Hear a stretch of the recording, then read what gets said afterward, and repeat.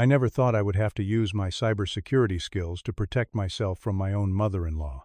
For months, Judith and her friend's daughter Melissa stalked me, planted hidden cameras in our home, and even bugged my car, all to catch me cheating on Eleanor, my wife of 3 years. The only problem, I was completely faithful. Their elaborate surveillance operation was built on a foundation of lies and prejudice.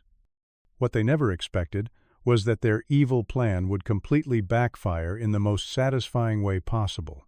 Before I tell you how I turned their surveillance operation against them, let me know where you're watching from and hit that subscribe button if you've ever dealt with someone who refused to believe in your loyalty. I met Eleanor 5 years ago at a charity cybersecurity conference where I was a speaker. She worked for a nonprofit that helped disadvantaged youth learn coding skills, a cause I deeply believed in. Our connection was immediate and powerful. Within minutes of speaking with her, I felt like I had known her my entire life. Her intelligence, compassion, and quick wit captivated me, and within 6 months we were engaged. That was when I first met Judith, Eleanor's mother. While my parents were middle-class schoolteachers who welcomed Eleanor with open arms, Judith was a different story entirely. She lived in a sprawling mansion, in the wealthiest part of town, drove a Mercedes, and had never worked a day in her life thanks to old family money and a lucrative divorce settlement. Our first meeting was a disaster. Judith looked me up and down like I was something stuck to the bottom of her designer shoe. "A cybersecurity consultant?" she asked with thinly veiled disdain. I always pictured Eleanor with someone more established, perhaps a surgeon or attorney. The fact that I made a comfortable 6-figure income meant nothing to her. I was not from the right social circle, did not attend an Ivy League university, and worst of all, could not offer Eleanor the lifestyle Judith deemed appropriate. Eleanor later explained that her mother had sabotaged several of her previous relationships. There was Andrew, the talented musician, whose career was too unstable. Then came Robert, the environmental scientist, who was too focused on saving trees instead of making money. Judith had a talent for finding fault in anyone Eleanor chose who did not fit her narrow definition of success. "She will not win this time," Eleanor had promised me. "I love you, and nothing she says will change that."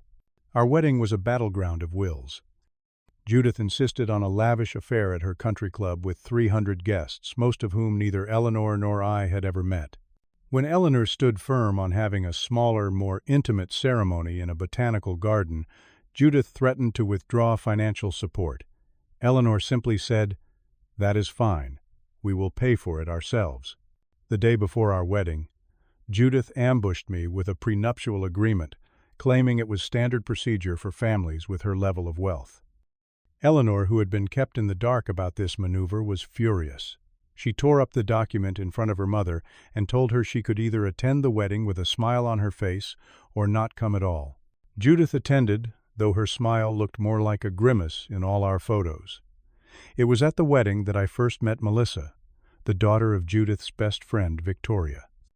Melissa was around Eleanor's age, with carefully highlighted blonde hair and a permanent expression of entitlement.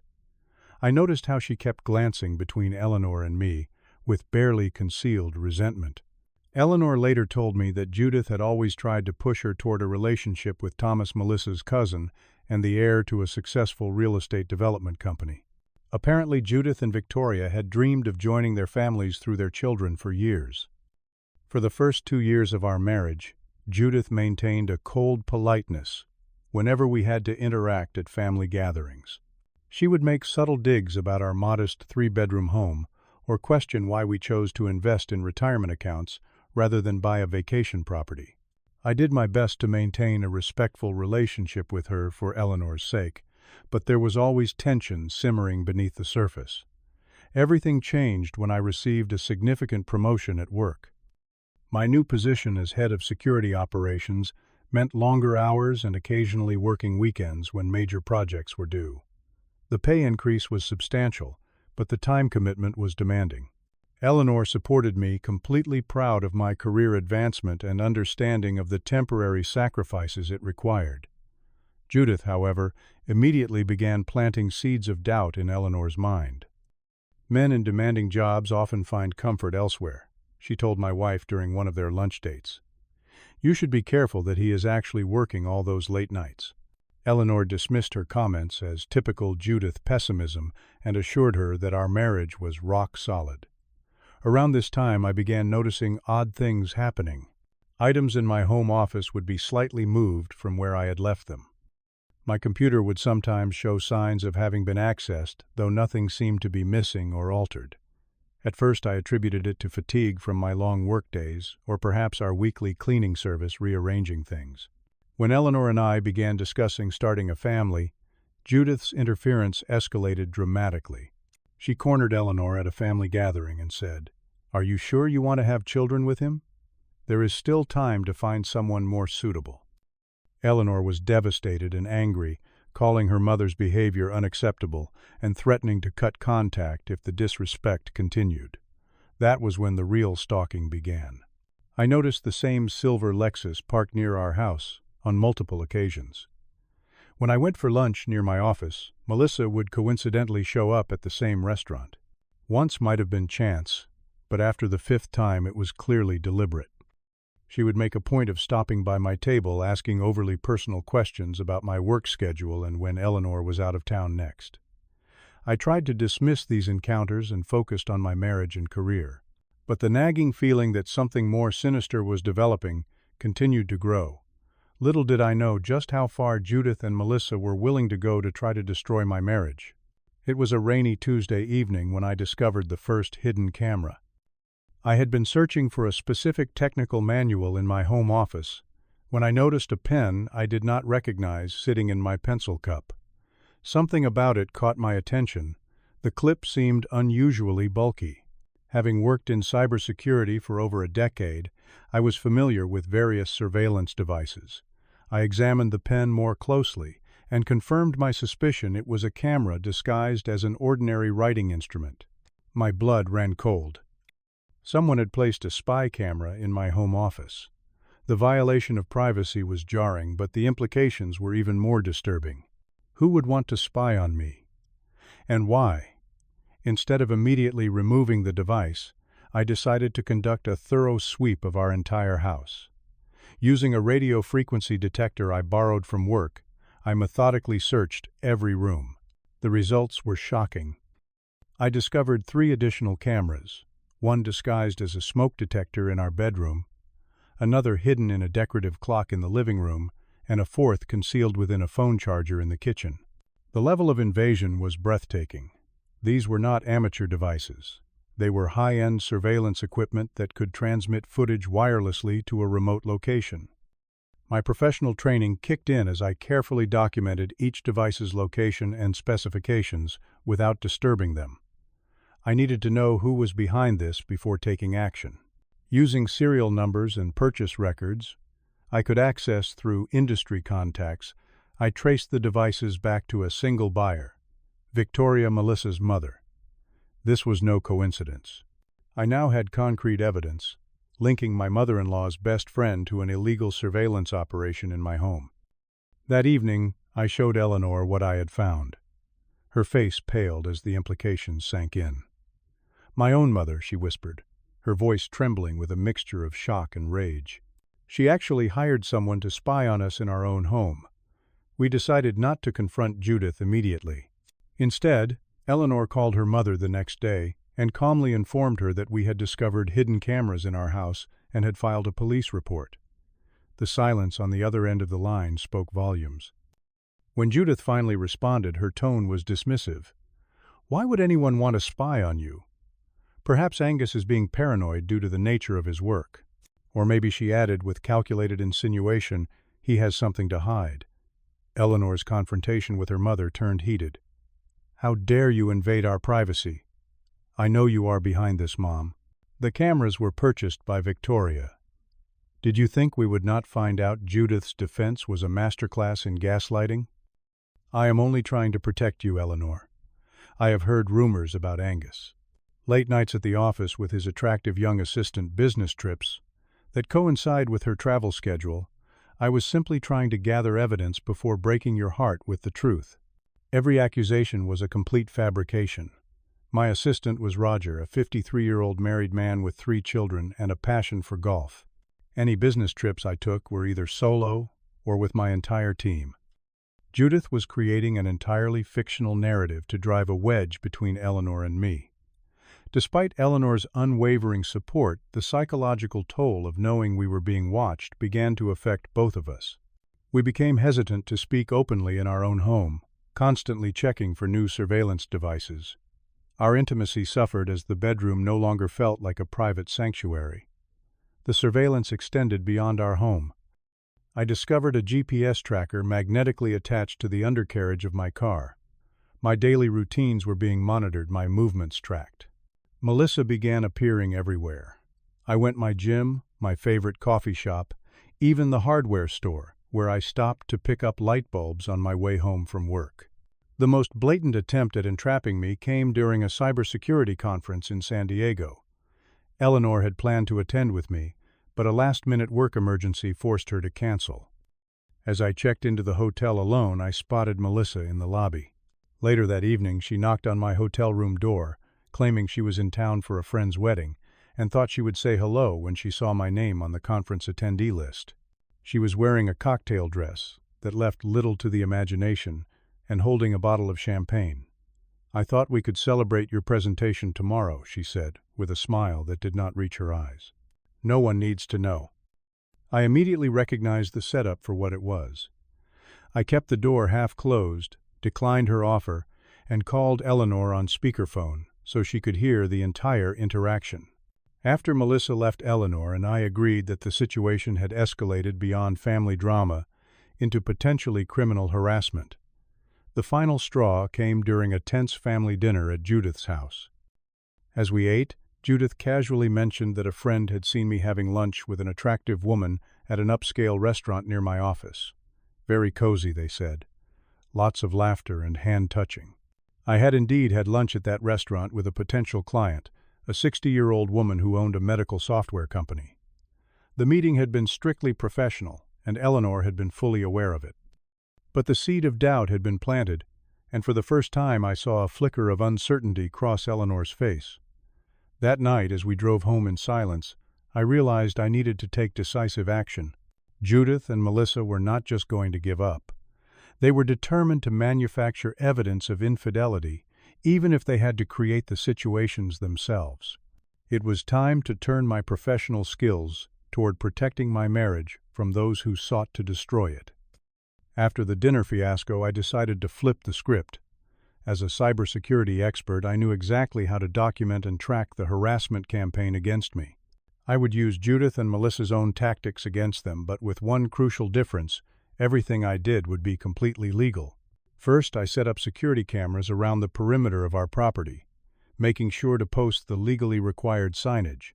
These would capture anyone approaching our home or tampering with our cars. Next, I installed a comprehensive security system inside our house that would alert us to any unauthorized entry or planting of devices. I began documenting every coincidental encounter with Melissa, discreetly recording our interactions using a small voice recorder app on my phone, legal in our state, as long as one party consents to the recording. I kept meticulous logs of dates, times, locations, and exactly what was said. With Eleanor's knowledge and support, I hired a licensed private investigator to follow Melissa and document her surveillance activities. Within 2 weeks, we had photographic evidence of her planting another tracking device on my new company car, following me to client meetings, and meeting with a man who turned out to be the private investigator Judith had hired. The digital trail proved even more revealing. Using my expertise, I discovered multiple fake social media profiles created to interact with me online. These profiles, all attractive young women with recently created accounts, had sent me friend requests and increasingly flirtatious messages. I traced the IP addresses back to Victoria's home network and Melissa's apartment, but the most shocking discovery came when my investigator managed to obtain records from the PI that Judith had hired. This investigator, frustrated by his inability to find any actual evidence of infidelity, had apparently been pressured by Judith to fabricate reports. He had refused and was planning to terminate their arrangement, but not before documenting Judith's increasingly unhinged requests. Those documents revealed Judith's master plan. She was not just trying to prove I was unfaithful, she was actively working to break up our marriage so Eleanor would reconcile with Thomas, who had recently inherited his family's business and was now worth millions. Judith and Victoria had never abandoned their dream of joining their families through marriage, and I was the only obstacle in their path. Armed with this knowledge, I set a trap. When Melissa made yet another surprise appearance at a business lunch, I pretended to be flattered by her attention. I suggested meeting for drinks later that week at a hotel bar, implying that Eleanor would be visiting her sister in Chicago. When the evening arrived, I was wired with a recording device, and my private investigator was positioned nearby with video equipment. Eleanor was fully aware of the plan and supported it completely, her faith in me now fully restored after seeing the mountain of evidence we had accumulated. Melissa arrived, wearing another revealing outfit, and wasted no time getting to the point. After a few drinks, her facade slipped, and she began talking freely about how Eleanor did not deserve me, and how Judith had been right all along about our marriage being doomed. "We have known all along you would eventually cheat," she slurred slightly. "Judith said men like you always do. We just needed to create the right opportunity." I asked innocently.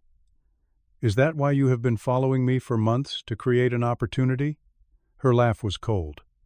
"Following you? We have done way more than that.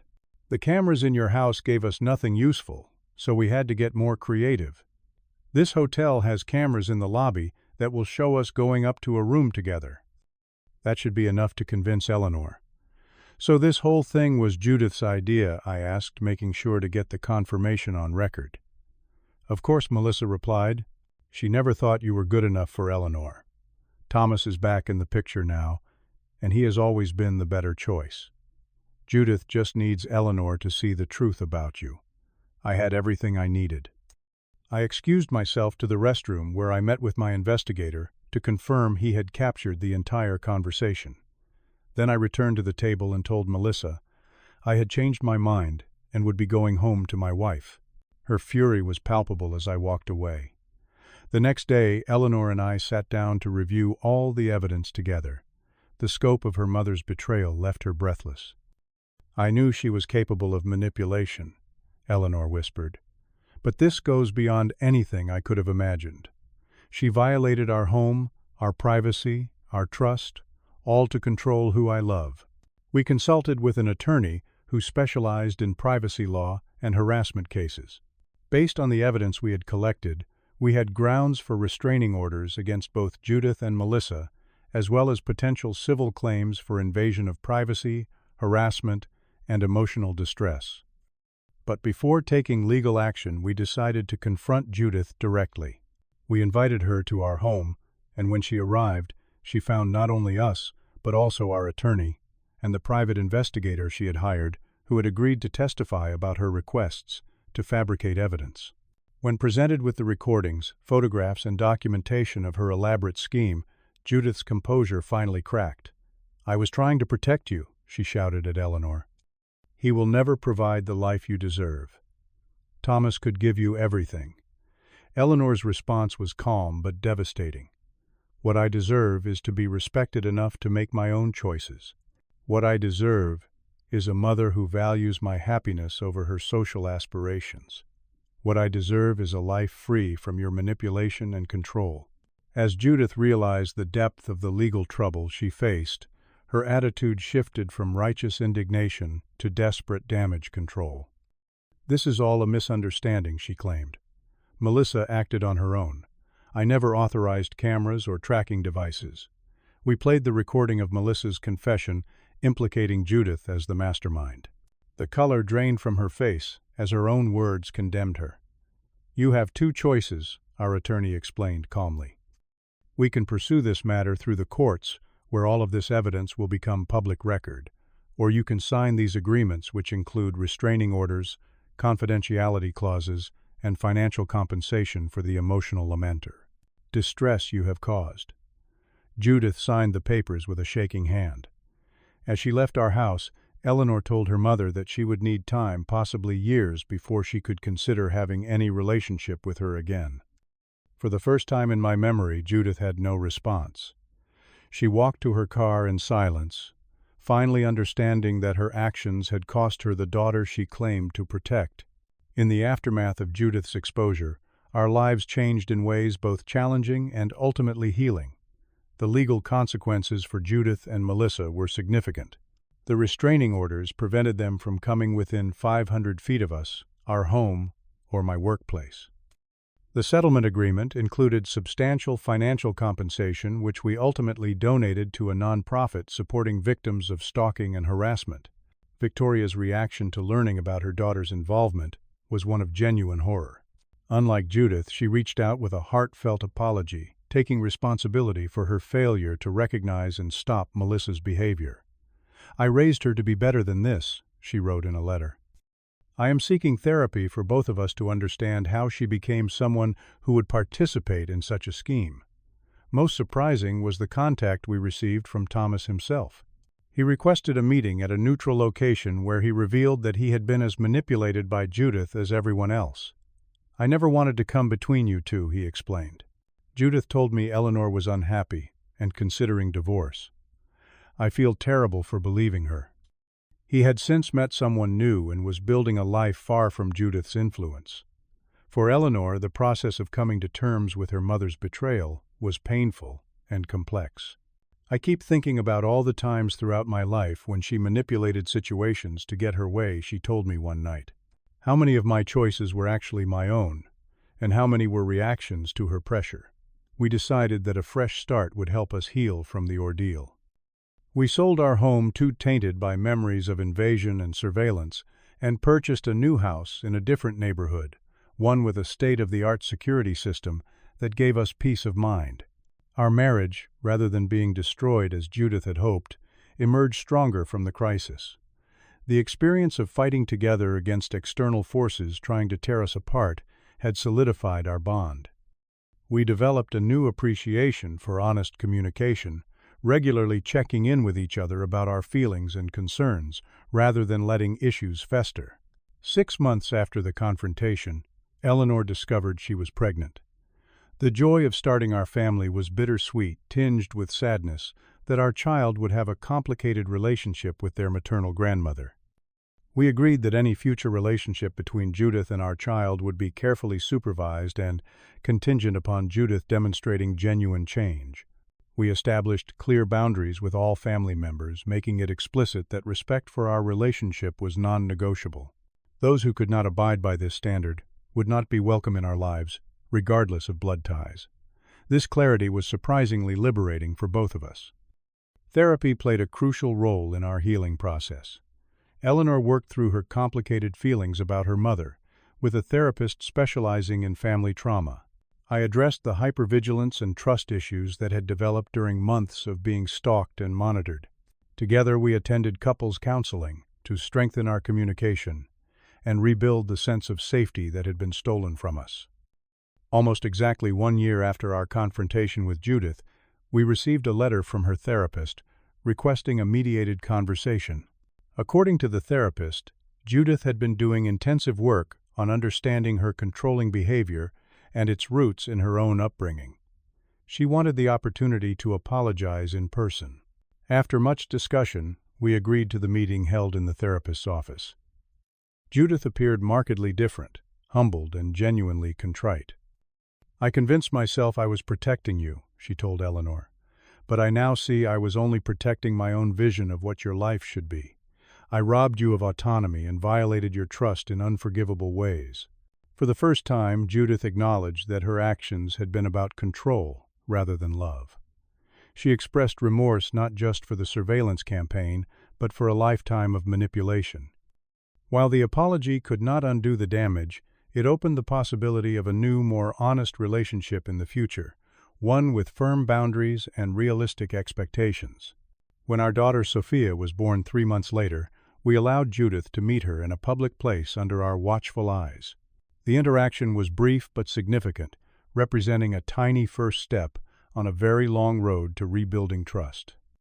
Looking back now, 2 years removed from discovering that first hidden camera, I can see how the experience transformed us. Eleanor found a strength she never knew. She possessed standing firm against a lifetime of conditioning. I learned that sometimes fighting for your relationship means taking decisive action against those who threaten it, even when they are family. Most importantly, we discovered that attempts to destroy a relationship built on genuine love and respect often have the opposite effect. They expose the manipulators, strengthen the bond between partners who stand together, and clarify what truly matters. Our experience taught us that truth eventually prevails against even the most elaborate deceptions. Judith and Melissa thought they were orchestrating my downfall, but instead they inadvertently cemented my place in Eleanor's life and exposed their own toxic behavior for all to see. Have you ever experienced someone trying to sabotage your relationship out of jealousy or control? Share your story in the comments below. If this video showed you that standing firm against manipulation can lead to positive change, please hit the like button and subscribe to our channel for more real-life experiences. Do not forget to share with someone who might be facing toxic family dynamics so they know they are not alone. Thank you for listening to my story.